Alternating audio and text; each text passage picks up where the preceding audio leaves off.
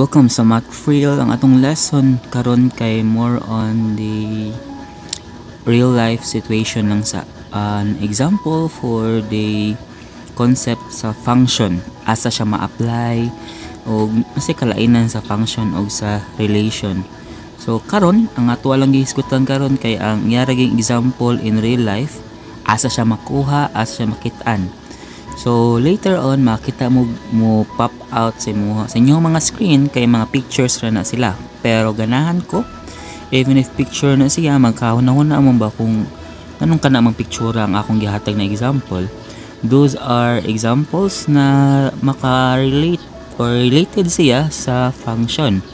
Kay kana na mga example man good kay real life situation na siya. Aside from that, diha gin makayon ka na connected siya sa function kay mogamit gyud mo tag x, mogamit gyapon tag y. So magsugot ta.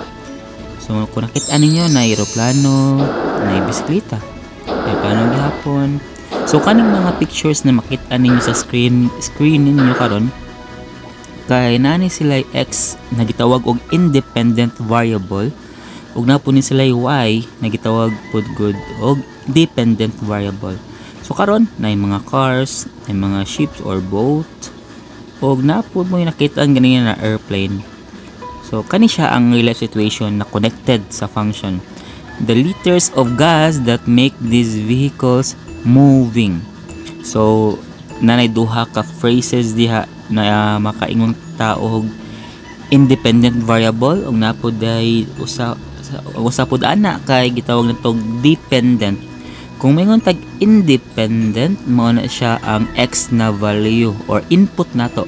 So the liters of gas, mo na siya ang ato ang gitawag na independent variable. So para maklaro lang yun, ako ni siyang baksan para ma-distinguish nato unsay independent variable.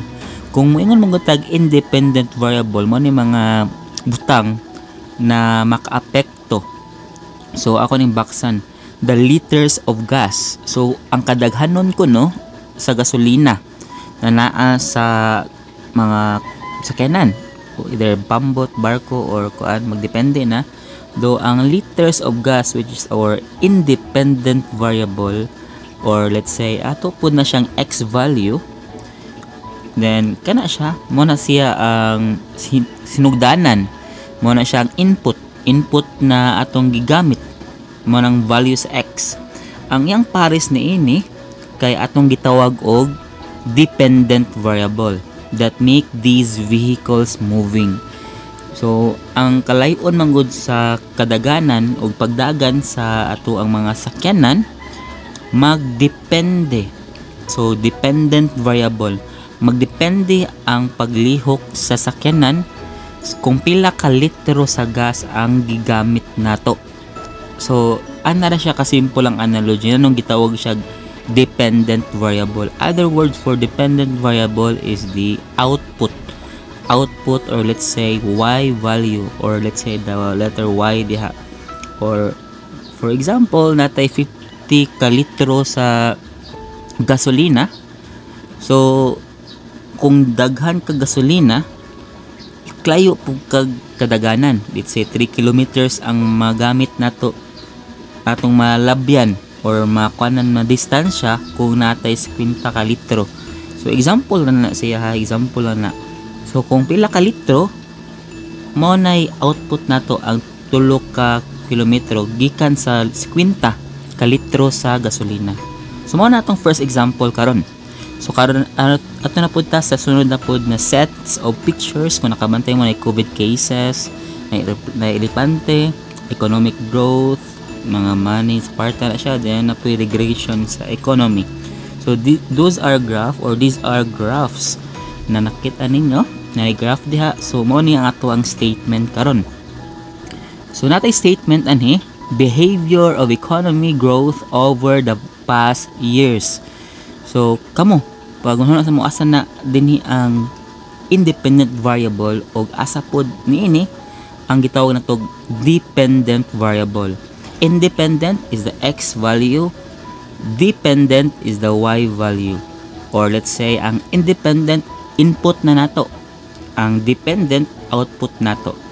So kung nahuman na mo, mao ni siya mga bata, mga nagtan-aw karon, behavior of economy.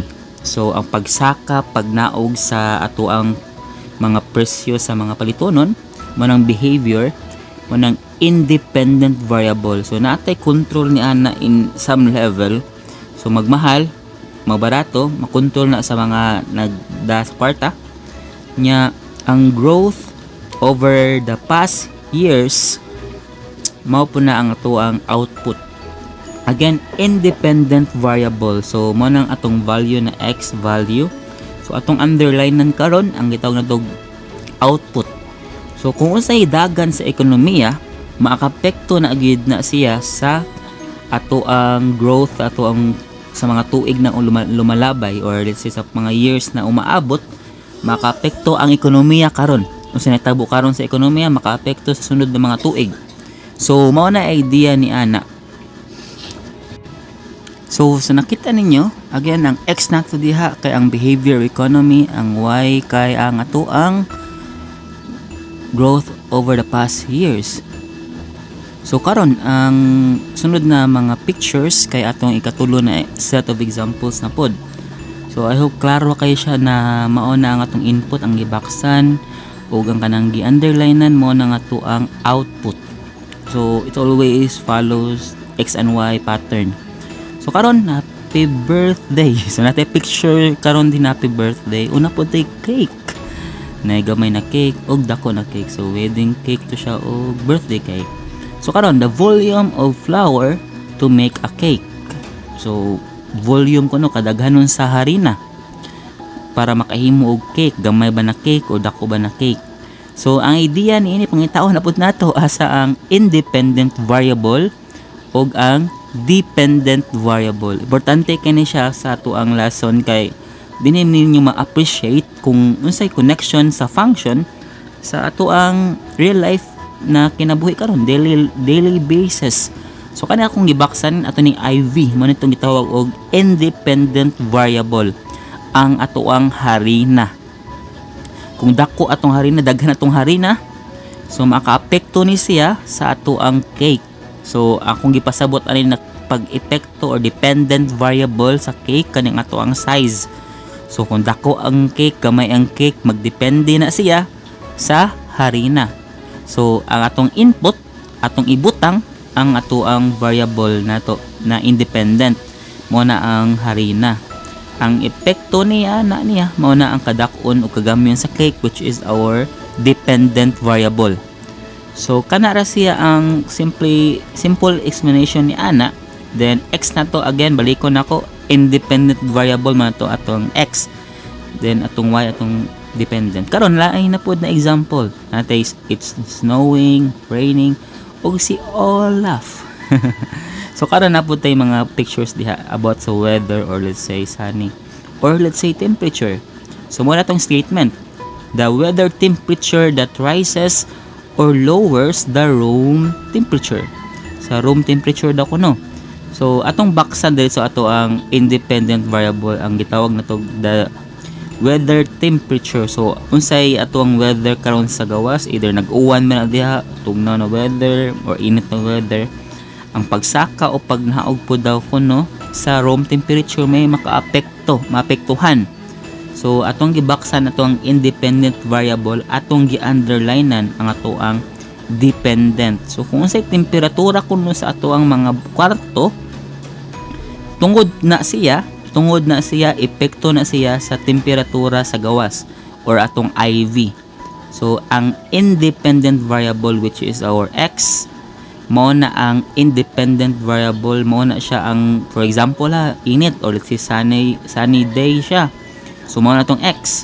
Therefore kung init ang gawas, sa sulod pod maka-feel ta og warm temperature, or let's say init ng temperature. So mao na siya ka simple. X ang warm sa gawas, the weather temperature, naka-epekto siya sa ato ang room temperature.